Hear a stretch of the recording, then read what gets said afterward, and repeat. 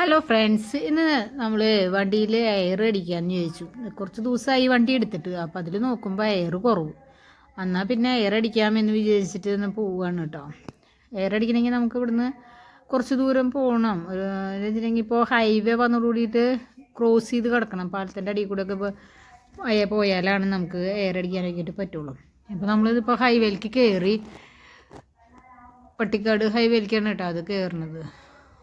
അവിടെ ഈ കയറുന്നതിൻ്റെ ഓപ്പോസിറ്റാണ് പമ്പുള്ളത്. പക്ഷേ പമ്പിൻ്റെ അവിടേക്ക് തിരിഞ്ഞ് വരണമെങ്കിൽ കുറച്ച് വഴിയുണ്ട് അപ്പോൾ പിന്നെ ഹൈവേ കൂടെ സർവീസ് റോഡ് കൂടി കടന്ന് നമുക്കങ്ങനെ പട്ടിക്കാട് ബീച്ച് റോഡ് കൂടി കടന്നാലാണ് അത് കഴിഞ്ഞ് യൂട്ടേൺ അടിച്ചാലാണ് പമ്പിൻ്റെ അവിടേക്ക് എത്തുക കേട്ടോ.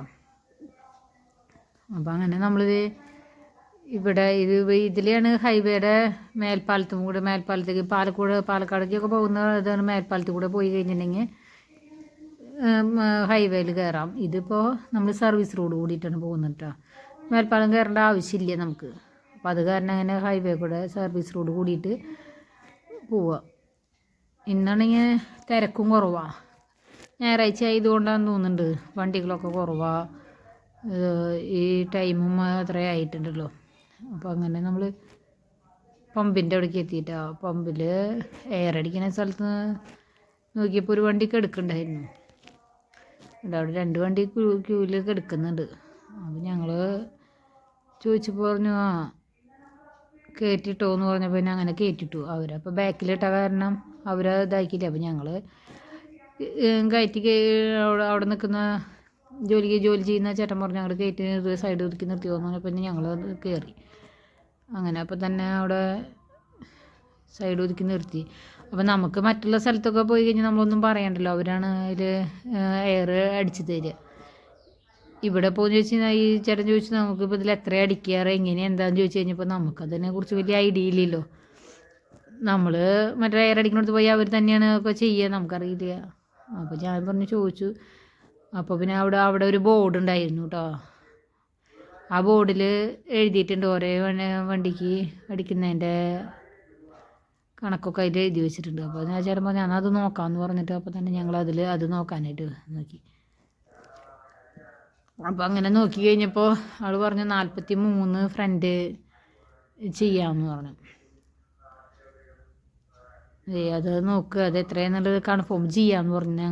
എനിക്കാണെങ്കിൽ അത്ര പിടുത്തം കിട്ടിയില്ല, എത്രയാണെന്നുള്ളത് അറിയില്ല എന്ന് പറഞ്ഞു കഴിഞ്ഞപ്പോൾ ആൾ പറഞ്ഞു എന്നാൽ അതൊന്ന് നോക്കാൻ മതി, ഇവിടെ ബോർഡുണ്ട് അതിൽ നോക്കി നോക്കാമെന്ന് പറഞ്ഞപ്പോൾ നമ്മൾ നോക്കി. അപ്പോൾ അതിൽ നോക്കി കഴിഞ്ഞപ്പോൾ 43 ഫ്രണ്ടേജ് പറഞ്ഞത്. അപ്പോൾ അങ്ങനെ ഫ്രണ്ടേജ് ചെയ്യാനായിട്ട് അപ്പോൾ ചേട്ടൻ എന്ത് ചെയ്തു, അത് 43ലേക്ക് സെറ്റ് ചെയ്തു കേട്ടോ. അവിടെ ഒരു സെറ്റിങ്സ് ഉണ്ട്. അപ്പോൾ അതിൽ സെറ്റ് ചെയ്ത് കഴിഞ്ഞ് എയർ അടിക്കാനുള്ള കാര്യങ്ങളൊക്കെ നമ്മൾ ചെയ്തു. അപ്പോൾ ചേട്ടൻ എന്നിട്ട് എയർ അടിച്ചു കേട്ടോ.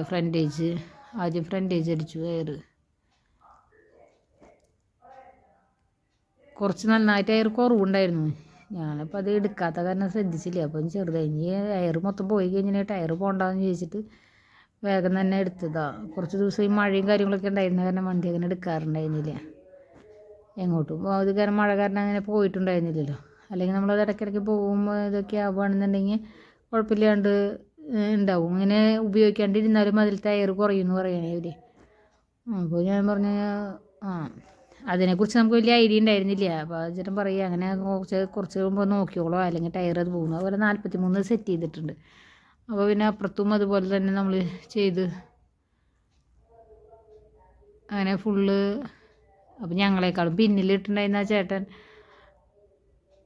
ഞങ്ങൾ ഫ്രണ്ടിലേക്ക് കയറ്റിട്ടില്ല. അപ്പോൾ അവർ പറയാത്തത് കൊണ്ടാണ് അങ്ങനെ ചെയ്തതെന്ന് പറഞ്ഞപ്പോൾ ഞാൻ പറഞ്ഞു അയ്യോ ആ ചേട്ടൻ കുറേ വെയിറ്റ് ചെയ്തതാണല്ലോ, ഞങ്ങൾ വരുമ്പോൾ കിടക്കുന്ന വണ്ടിയാണല്ലോ എന്ന് പറഞ്ഞു. ഇല്ല അവരൊന്നും പറഞ്ഞിട്ടുണ്ടായിരുന്നില്ല എന്ന് പറഞ്ഞു. അപ്പോൾ പിന്നെ അവരെന്നിട്ട് ഞങ്ങൾ അടിച്ച് കഴിഞ്ഞപ്പോഴത്തേനും അവർ പറഞ്ഞു അവർ ഇല്ല, അവരെന്നിട്ട് ഇതാക്കിയിട്ട് പോയി, കുഴപ്പമില്ല സാരില്ല എന്ന് പറഞ്ഞു. പിന്നെ വേറെ ഒന്നും പറഞ്ഞൊന്നുമില്ല. അപ്പോൾ പിന്നെ ഞങ്ങൾ വേഗം ഞങ്ങളുടെ അടിച്ച് കഴിഞ്ഞ് ഞങ്ങളങ്ങനെ തന്നെ ഞങ്ങൾ ഇപ്പോൾ ബാക്ക് അടിക്കാനായിട്ട് ബാക്ക് ഇപ്പോൾ 43 തന്നെയാണ് സെറ്റ് ചെയ്തതെന്ന് വെച്ചിട്ടുണ്ടെങ്കിൽ ബാക്ക് കൂടുതലാണ് വരേണ്ടത്. പക്ഷേ അതിൽ ഇപ്പോൾ എയർ ഉള്ളത് കൊണ്ട് എന്താണെന്നറിയില്ല 43 ചെയ്തത്.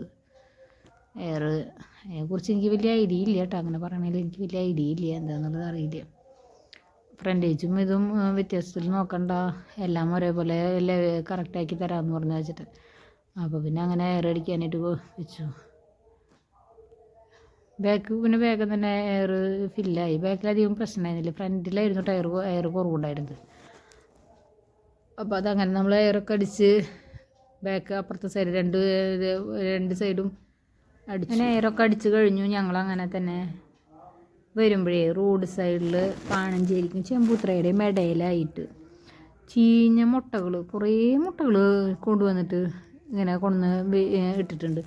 അതിൻ്റെ തൊട്ടപ്പുറത്ത് പാടാണ്, അവിടെ ഒരു ചാലുണ്ട്. അപ്പോൾ അത് ഉദ്ദേശിച്ചിട്ടാണോ എന്താണെന്നറിയില്ല, അവിടെ കൊണ്ടുവന്നിട്ടിട്ടുണ്ട്. ഇങ്ങനെ വേസ്റ്റുകൾ കിടന്ന് കഴിഞ്ഞാൽ അത് അവിടെ കിടന്ന് ആകെ നാശമാവും.